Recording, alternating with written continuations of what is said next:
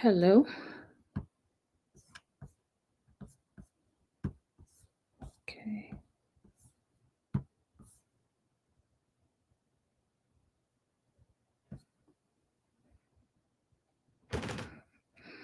Hello, everyone. Good evening. How are you doing?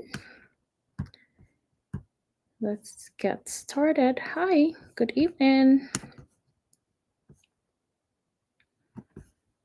Good evening. If you're here, please say hi. How y'all doing? Hello.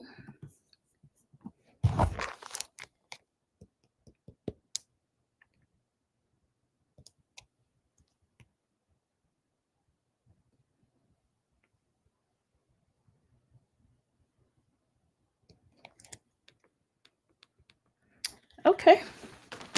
Good evening, guys. How y'all doing today?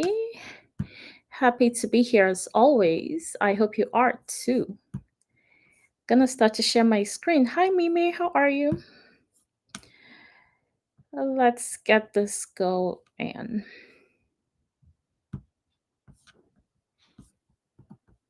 Hello.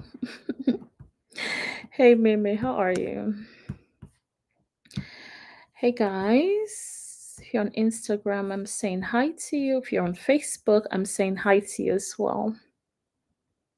Hi, Meg, how are you? Good evening. All right, yeah, this is better interface. Hey, guys, good evening. Welcome. Thank you for being here. I don't take it for granted. You should have been doing something else, but you're hanging out with me tonight. And so I'm saying hi to you all. Hi, Missy Jade Official. Hey, Volsa Agency. I see you said help. Is that a typo or you need help? Okay. Hi, Demcel Baby. I don't know. I feel weird calling you guys your Instagram names. So if you don't mind, if you want me to address you by your actual name, just because I don't know if you want a nickname, please indicate. Tell me what your actual name is. Hi Yinka, I can see someone says name six, so I'm assuming your name is Yinka too. Hello, good evening. Thank you for being here. So we're gonna go right into what we have going on tonight. But before then, if you could please introduce yourself in the comments, where you're from, what states are you watching from. So please tell us your name and the states you're joining from. Your name and the states that you're joining us from or that you're currently residing in. And I'll try to be as audible as possible. If you have any issues hearing me, please let me know. And if you have any questions, please feel free to ask in the comments. I know you can't speak, right? Except maybe if I invite you onto the live, so I get it. But if you have questions, please let us know in the comments. All right. Okay, cool. All right, thank you for being here. If you're introducing yourself, please do so. Okay, so here it says, you know what? I have a screen crowding situation, so I'm just gonna minimize a few things here so I can see everyone, or at least see what you're typing. Okay. Okay, Funke. Hi, Funke. Hi. Hi, Olayinka. Hi, you're from New York. Hi. Hi, Frida. Joining from Virginia. Thank you for joining us. Mimi from Maryland. Thank you for being here. How are you all doing?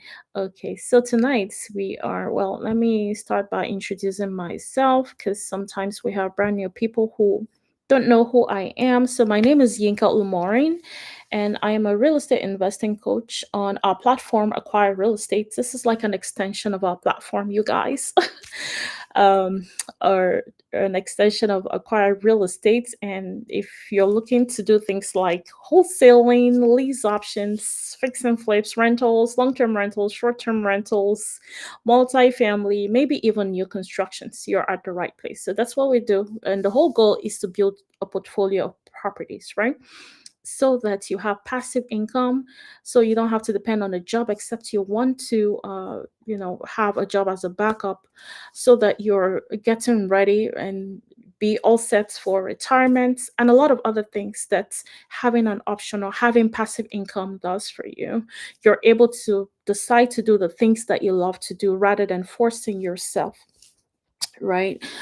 So if you have a 9 to 5, you know what that means. Sometimes you might not have the best job that you thought you were going to land after college, or you feel like you're not quite there yet, or you just feel like out of place. And sometimes, you have that nudge to do your own thing and grow your own thing and grow your own passive income and portfolio, and do your own business, and create generational wealth. So doing things outside of the box and outside of the things that we're told is the norm, right? So I had the opportunity to fire my job. In the last 8 years, I haven't done a 9 to 5 because I'm able to redirect my time to something that's of a higher value.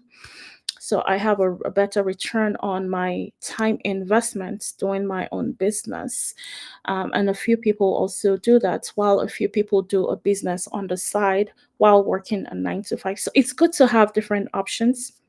And so, yes, that's who I am, really briefly, and I'm glad to be here. I also invest with Dare. Dare is not really out here on social media per se, but he does a lot of work on the back end with our students, with our community, and also shows up online as needed. But I am the online bee. So, yeah, he's another coach on our platform. He's a licensed builder, and anything that has to do with scope of work, construction related, rehab, repairs, he does all that, and he does a lot of hand holding for our students. I'm excited to be here. As always, please introduce yourself. Continue to do so in case you're just joining us and didn't hear that before. Tonight, we'll be talking about how to buy properties in a high interest and high price market. Just in case you don't know, you're not aware, we have high interest rates going on. And just in case you don't know, you're not aware, we still have high prices going on. It was supposed to be one or the other. And now we're dealing with two, they call it double whammy, right? Because with high interest rates, you should think that, well, maybe less people are buying because it's not making sense. Maybe they can't pay the mortgage. So the less people that buy, the more maybe the prices should now start to drop, right? So less people buying, prices should be dropping so that homes are more affordable. Unfortunately, that's not what we're seeing. Even with the high interest rates, prices are still high. And that makes a lot of people shrink back and not want to do anything. They don't want to invest. They don't want to start their business. They don't want to start to build a portfolio of property. They don't want to start that passive income process, right? Because they're afraid. They have no clue what to do in a market like this. So that is important because, this can actually save you years of dilemma. Years, I tell you, because the years go by fast, when especially when you haven't started what you wanted to do. So some of us had plans to start maybe 4 years ago and still haven't started because you're trying to find the perfect market. Now the market is this way. 4 years ago the market was not like this, right? And the best thing we've seen is to take advantage of each market. As an investor, you're investing in every single market. Okay. You need deals. If you don't have deals, if you don't have properties, then you've not started, right? Then you're not achieving your goal. And I am assuming that if you're here, that your goal is really to build that portfolio of passive income, right? So you need deals. Okay. And because we have to do this in every market, you need a strategy. Okay. So yes, the deals are there, but you need the right strategy to be able to buy in a high interest and high price points market. Okay, so strategy is everything. You don't lack deals, you lack strategy. Again, you don't lack deals, you lack strategy because for every market, there is a solution. Okay, so let's talk about a few strategies that are very core important for you to use in this market where you're dealing with high interests and you're also dealing with high prices, unfortunately. Okay, so one of the things you need to do is buy ugly, and literally, that's what I mean. Now, I'm going to ask you guys, when you buy a property ugly, because you know what? When you go on, the problem is that a lot of you guys are going on the market and just looking at properties and looking to buy something off of maybe Zillow, and it's not making sense, right? It's not making sense because it's exposed to the competition. Even if they wanted to sell for cheap now, the market says the value of the property is higher than that and they have to list it for higher. And now the realtor wants to make a lot of money on the commission. So at least the market gets a commission off of the market value. The higher the price point is, the higher the realtor is going to earn on commissions, right? So Zillow is a problem. Zillow is a situation, right? So a lot of people are going to look on Zillow and they want to put 25% or 20% down and buy traditionally something that looks good. Now that is a problem. You don't do that in a market like this. You want to buy ugly. Okay. Hey, Oludaya from Maryland. How are you doing? Hi, Joshua from Houston. How are you doing? Welcome. And I'm just gonna look real quick on here as well. Good. All right. So the first thing is you want to buy ugly. And I'm going to ask you guys a question. Why do you think buying ugly would help? I know we said buy ugly. Are we looking for an ugly house? Are we looking for an ugly property? But why? Why does it make sense to buy ugly? Why does it? What are we looking to do when we do that? I'm actually interested in what you guys think about this. What are you looking to do when you buy ugly?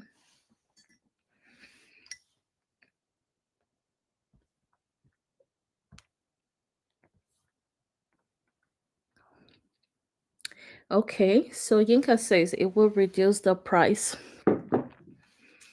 Yes. Okay, cool. I like that. I like that response actually. Why do we need to reduce the price? It will reduce the price. That's actually a very good answer. You are right. Let's see.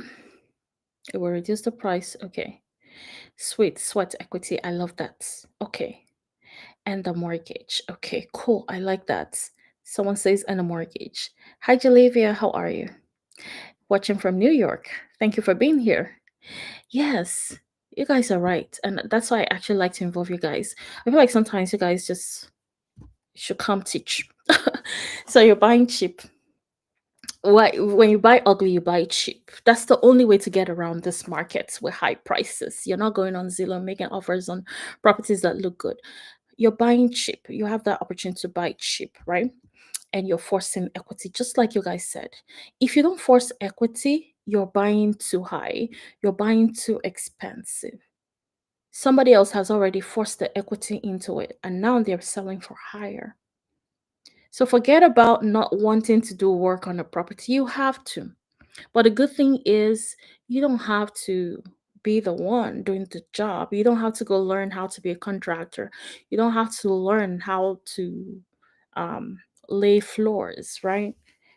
There's a strategy to that. There are people who are trained to do this. You just need to understand on your own back end how things should work, especially your numbers, right? So it's important to buy cheap. In this market, it's important to buy ugly. Gone are the days where you find good to go cheap, needs no work, needs no repairs, but it's cheap. It doesn't happen anymore. So you have to buy ugly, at least to a good extent, the kind of ugly that is okay to manage, right? And you have to force equity. So if you've been looking for ready to go properties, it's not going to work. Okay. The other strategy is you have to use creative financing, right? It is another way to get around this market. For example, maybe you've been looking on Zillow and nothing is clicking. You decided, maybe I'm going to change my strategy on Zillow. I'm going to go by people who seem to have motivation. Maybe they've been on the market for so long. So I'm going to use that strategy. Or maybe still on Zillow, I'm going to buy ugly, but I have to really negotiate in volumes, right? Because it's a numbers game. So Zillow, you can get deals on there, but there are definitely strategies on how to get deals on Zillow.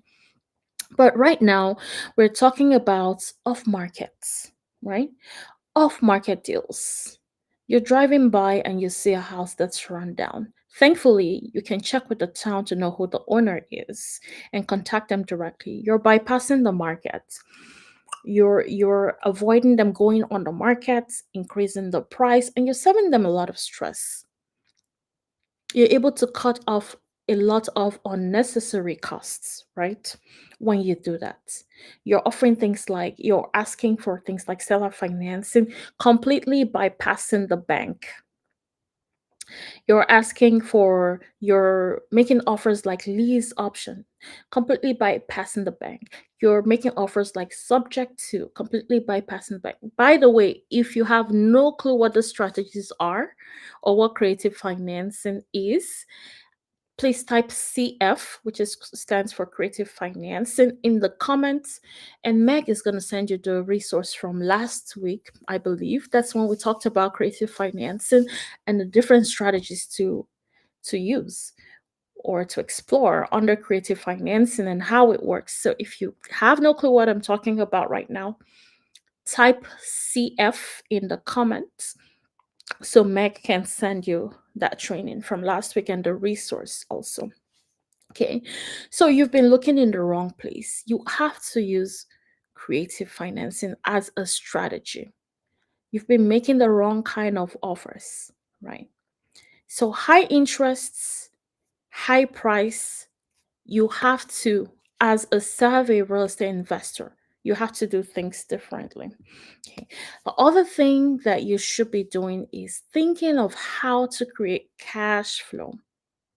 So maybe the only thing you're thinking of is long-term rental. You're thinking Section 8. You know, Section 8 does have a pricing schedule that they use for certain areas, right? So you can't really do much about that. The price flexibility isn't that much, right? But maybe you're thinking, oh, I want a long-term tenant. It depends. It's not always that way, right? Um, and that's just another topic altogether. Maybe you've just been setting your ways on this is not making sense. But are you able to create cash flow? Are you able to make the property earn more money? What are some ways that you can make a property earn more money? Let me see what ideas you guys have. What are the ways, some ways for you to squeeze out from cash flow, extra cash flow off of a property? Yes, let's put it that way. How can you squeeze out extra cash flow from properties? How do you squeeze out extra? What ideas do you guys have on how we can increase cash flow on properties? How can we have a property do more, do better on cash flow? What can we do? What ideas do you have? What ideas? And this is important, guys. So maybe you've been setting your ways, you've just been doing one thing over and over again. Okay. So there are certain ways you can increase the money that a property makes on a month to month basis. Okay. There's certain things you can do. For example, maybe you want to do short-term rentals or maybe even mid-term rentals, right? Do you want to switch from long-term rentals like the traditional Section 8 regular rental strategy that you know? Do you want to switch it over if that area is looking good, do you want to switch it over to a short-term rental like Airbnb strategy and make more money, or do you want to switch it over to like midterm rentals like um, travel nurses or travel nursing strategy, right? Do you want to increase the square footage of the property? Hey Joe. Joe says rental, Airbnb, 1031 exchange, HELOC. Okay, okay, that's a mix of a lot of different things, right? So do you want to increase the square footage of the property? Because the higher the square footage, the higher the rent would be, right? So now you can command a higher rent because guess what? If a tenant wants a lot of space, then they're willing to pay for that extra space, right? So in your renovation process, because we said buy ugly, right? And if you're buying ugly, it means that you're doing some renovation. In your renovation process, are you able to think about how this property can make more money? Can I increase the size? Maybe there's a porch that I can finish. Of course, with town approval, right? So you're going to get that permits. You don't do things outside of getting permits. You don't avoid permits, right? So are you going to go and do an addition if it makes sense on the numbers, right? Renovate, yes, that's true. Are you able to add a bathroom? And I like what you said, Oludai, when you said renovate, because essentially we're doing that. And actually, if you were looking at a brand new house compared to, or a house that seems brand new or recently renovated compared to one that's older cabinets, which one's going to command a higher rent? Definitely the renovated one, right? So can you add a bathroom? Tenants are willing to pay more for an extra bathroom. So instead of one bathroom, and anytime you're buying a property that has only one bathroom, you should be asking yourself, can I add an extra bathroom? Because guess what? Some people are at the point where they avoid anything that's just one bathroom because they've been stranded in the past. Imagine needing to use the bathroom. Someone is in there showering or something, and you're pressed. You can't do anything, right? And they're like, next time we're gonna make sure at least it's a bathroom and a half, right? So even if it's a half a bathroom extra, it's worth it, and it definitely boosts the price of the property or the value of the property, also the rent price. Does that make sense? Type makes sense in the comments if it makes sense. I want to make sure everybody's following this. It's not complicated, it's really straightforward, and these are simple things you can implement while you're searching. You're looking at the property and wondering if this property has the potential for what I want it to do, right? And you're different from other investors because people are looking and they're saying, well, it's just three bedroom, one bath.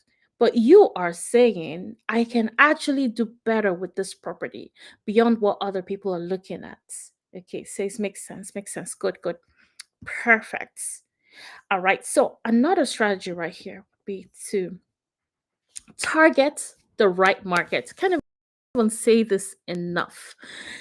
Target the right market. Do you know that there are certain markets in the US at this time that make a lot of sense for renting?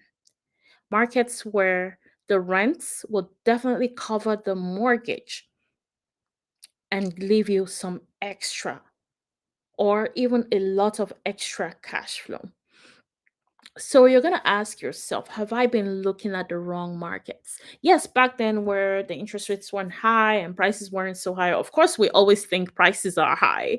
That's actually the funny part because funny enough, even though I'm just a little short of 10 years in real estate investing, however, I feel like I've gone through a few market cycles. And I think that's because of COVID, like some kind of exaggerated cycles. And I've seen how things play out. There is no market where people say there's not a lot of competition. There's no market where people say houses are cheap. It's always expensive for one reason or the other. So could it also mean that this is a better market than waiting next year or 2 years time? You guys know what I'm talking about because I don't see things dropping. And if they drop, that will be trouble. That means the market will be even more competitive. right? For a lot of reasons that we've talked about in the past. But for every markets or similarly tough markets, are you targeting the right markets in terms of location? Or are you targeting the right location? So are you targeting loans that make sense for your goals? And because this is a little broad, you guys, you're going to get a resource tonight on top 10 cash flowing cities in 2025. And they're also landlord friendly. But before we have those resources sent to you guys, if you're here, I mean, if you're here, and at that point, you can have it sent to you if you're still here. But before that, let's talk about a student deal. So we're going to discuss this student's deal at 3 bedrooms and 2 bathrooms. Okay, just an example of a deal done in a market with high interest rates and high price. Okay, so this person paid 15K down for this property. Okay, I don't remember if it's out of pocket or if it's from other funding. Okay, but they had a 15K down payment on here on this property with an estimated value of $260,000. So after repair value is the ARV. After everything is done, this property is going to be worth $260,000, and they were purchasing it for 150,000. Just recently, this property was, if you wanted to buy something like this, it would be around 100,000, nothing more than 100,000. But in a high price market, they're purchasing for $150,000. That's about $50,000 extra. And for some, we think, oh, this is not going to work. Just recently, this property was worth like 100K, right? Though in as is condition, but now have to pay $50,000 extra. So they had to put in $40,000 to do repairs and renovations on the property. Remember, we said buy ugly, right? As a strategy. Okay. So they had to put in that equity or sweat equity. When you're putting work into a property, you're increasing the value of the property by way more than the amount of work you're putting into it. This property rented for 2,400, so 2,400 every month. And you see what we're saying about 2 bathrooms. Maybe if it was just 1 bathroom, it probably wouldn't have commanded that's extra $400, right? So 2,400, 3 bedrooms, 2 bathrooms, and they got a cash flow of 350 per month. So per month on this property, you might be like, this is not a great deal, but in this market, you're going to see why this kind of makes sense. Because outside of that cash flow, they still had $400 in reserves just in case. Capex, if something breaks, uh, also property management and other things, right? So they have $400 in reserves, 350 cash flow every month, and able to cash out $11,000 on the deal because they put in work into the property. They were able to get money out of the property almost upfront, right? So this cash out is actually different from the 15K down. So after 15K, after paying back this 15K down, they were able to cash out 11,000 extra. Because remember your deal analyzer where the cash out does not include your down payments. So whatever you've incurred in the property, this will be extra. So they didn't only get this money back, they also get an additional $11,000 back. So long term, what are we looking at? Because if you're looking at this, well, I made money back. I got a free property, I guess. Property paid me 11,000. I didn't have to leave any money in it. I got this amount back, and I also got an additional this amount back, and I kind of make this extra every month, even though I would say our cash flow is 350. This is reserves. We want to save money just in case we need some money for repairs or maintenance. We have that in savings. The strategy with interest rates are high and you think, well, this is not a great cash flow, 350 a month. But by the way, properties is like 3,500 a month. But that's not the only juice here, right? That's not the only thing. You do this on 10 properties because you got your down payment back, you got extra money back, you can cycle, you can keep doing what you did to make this happen. But over time, can actually boost their cash flow, increase their cash flow, because if rates drop, they can go ahead and refinance. That means changing the mortgage on the property. So if rates drop over time, they can go ahead and change the mortgage to a better interest rate mortgage and do better on cash flow. But not only that, in this whole process, they were able to infuse an equity of 65,000 in the property. So they have equity that will continue to grow over time, depending on the area. Yesterday, I was doing some research. Actually, I saw some area had 20% appreciation.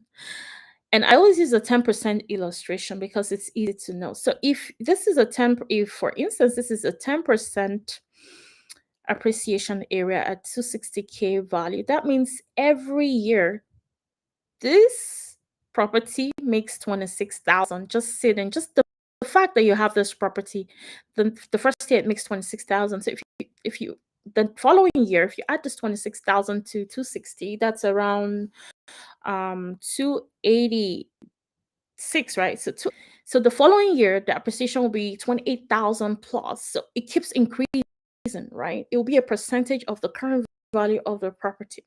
So you see how generational wealth grows. And you're not only doing that on one property, you're doing that on multiple, in such a way that after a while you have so much money in a property, you can pull out to expand your portfolio and do even more deals or buy even more properties. Anyway, so remember, when you're buying a property like this, you're not only looking at the cash flow you're earning monthly. There is a lot more that goes in there. There's a lot more that's happening on the background, okay, or behind the scenes. The other thing to remember, this guy's rent is going to go up year after year. Because guess what? You need to be at market value, right? You should be at market value as a landlord. You don't want to be that landlord that's still at $800 in rent when people are already at 1,500. But because your tenant is long term, they've been there for 10 years, you feel like you just like that stability at $800 a month, right? It's not the right practice. So you have to measure up with market value. Because guess what? Whether you like it or not, the taxes can go higher on a year-to-year basis. But in your increase, you're making sure that you're accounting for that as well. And again, there's a process to all this. So your rents will increase. That means your cash flow would also increase. Okay. If not for anything, because of inflation, rents will increase, your cash flow will also increase, even if you didn't refinance or change the mortgage. The other thing to remember is benefits. If you're working a W-2 right now and that's all you're doing and you're earning anything below 200,000, unfortunately you're paying much in taxes, right? That's middle class, by the way. I'm sure there are people that earn even more that pay a lot in taxes. Maybe you're paying over 10%, you're paying 20%, you're paying 30%. You're doing a lot. And that extra money is something that you can actually use to set yourself up and do things like this, right? But when you have a property like this, it actually affords you the opportunity to save a lot of money on taxes. You definitely are able to depreciate that asset over time. And also, you also, well, because they assume that your property is losing value, but in reality it's actually appreciating. So they give you they give you you get benefits from a depreciating assets, right? That's one. And also your expenses. You're deducting your mortgage interest, you're deducting your expenses. So I mean, if you don't have a side business, or if you're not in real estate investing, you're definitely paying a lot in taxes, which you want to change that situation. You're gonna thank yourself for doing that as soon as that happens. Even if you just got one property for now, you're gonna see the difference in your taxes. Anyways, so the resource for tonight is going to be our top 10 cash flowing cities in 2025. And these are landlord friendly states. So type resource in the comments. I'm just going to look to see if, okay, makes sense. If there are any questions, simple lending. Okay, so I'm just going to go until the next page. You want to go ahead and type resource in the comments if you want that resource, so Meg can send that over to you. Here's a simple lending financial for all financing. Okay, well, Yes. Cool. So I think I covered all the comments. I don't think there are any questions on this. Hopefully it's crystal clear and hopefully you have an idea what to do in this market to be able to make more money and to get the best deals and to buy properties. Don't be afraid. Every market has things to scare you off. If you continue to be afraid, you're not going to make progress. But even if you made a mistake, you're gonna bounce back, and you're gonna be thankful that you give yourself the opportunity to grow by just going in and doing something and getting things done. Sometimes that's really all you need. You need to get started and do it right. And talking about doing it right, if you wanted to get into coaching as well, type coaching in the comments. One way to do it right to save a lot of money, because sometimes you're freestyling, you're losing a lot of without even your numbers are not making sense and you have no clue your numbers weren't making sense. You weren't considering the future, you weren't doing a pro forma to see if your current strategy makes sense. So if you need help just getting started and getting things done the right way, type coaching in the comments. Honestly, we provide the best kind of help. You can ask our students. And yes, if and even if you're not getting started with us, get started any way you want to get started. Okay.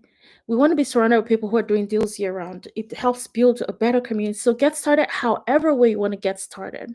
And if you wanted to get started with us, definitely type coaching in there. And I am actually going to talk to you and see what your goals are, and we can see the best way to help you out. All right. So with this, I believe that we have come to the end of tonight's meeting. I'm going to call it training because I'm just happy to meet all of you guys again. So thank you for being here. And I will say have a great night. Please, if you can type good night in the comments. Good night in the comments, please. Just say good night to everyone.